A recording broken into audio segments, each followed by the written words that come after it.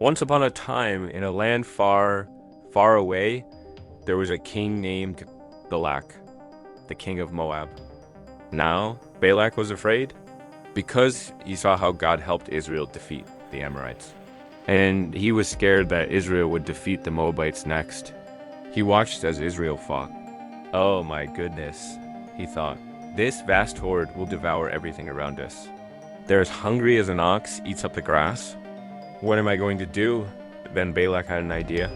He sent some messengers to a prophet named Balaam to call him, saying, "Behold, there is a people come out from Egypt. They cover the face of the earth, and they abide over against me. Come now, therefore, I pray thee, curse me this people, for they are too mighty for me. Peradventure I shall prevail, that we may smite them, and that I may drive them out of the land. For I wot that he whom thou blessest is blessed, and he whom thou cursest is cursed." Balaam said, "Stay the night. I will ask the Lord." That night, God spoke to Balaam. "You shall not go with them. You must not curse these people, for they are blessed." And Balaam rose up in the morning and said unto the princes of Balak, "Get you into your land, for the Lord refused to give me leave to go with you." But King Balak wasn't giving up, so he sent more of his officials. Not just any officials, but his top officials, the leaders of his kingdom, with greater honor and promises of reward. But when they got to Balaam, he still said, "I cannot go. If Balak would give me his house full of silver and gold, I cannot go beyond the word of the Lord my God, to do less or more." Then he told them he would ask God again. And this time God said, "Go with them, but only speak what I tell you." So Balaam set off with the princes of Moab, but God was angry, because God knew Balaam had something else in mind, and he sent an angel to oppose him. As Balaam rode, his donkey saw the angel with a drawn sword and turned aside. Balaam, not seeing the angel, struck the donkey. 3 times this happened. Then the donkey finally spoke.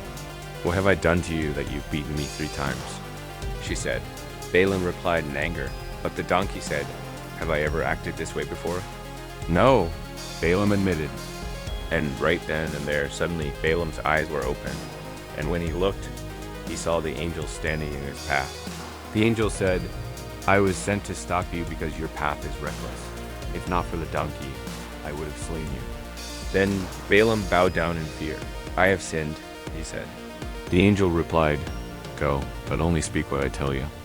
And so when Balaam arrived, King Balak was very impatient. "Why didn't you come the first time? Don't you know I can reward you?" Balak demanded. But Balaam answered, "I have come, but I can only speak what God tells me."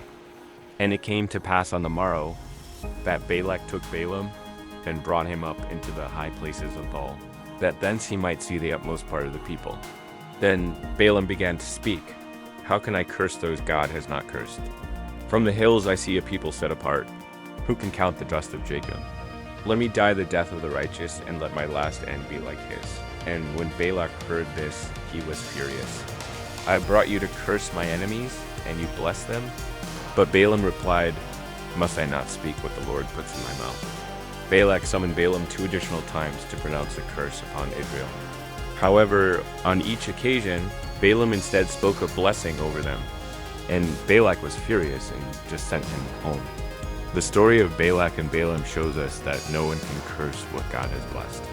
Despite pressure and promises of wealth, Balaam refused to speak anything except what God commanded. Even when tempted, God corrected him and used him to declare blessings over Israel, not once, but 3 times. This reminds us that God's will is sovereign. When he speaks blessing, no enemy can undo it. And like Balaam, we must choose obedience to God over any reward.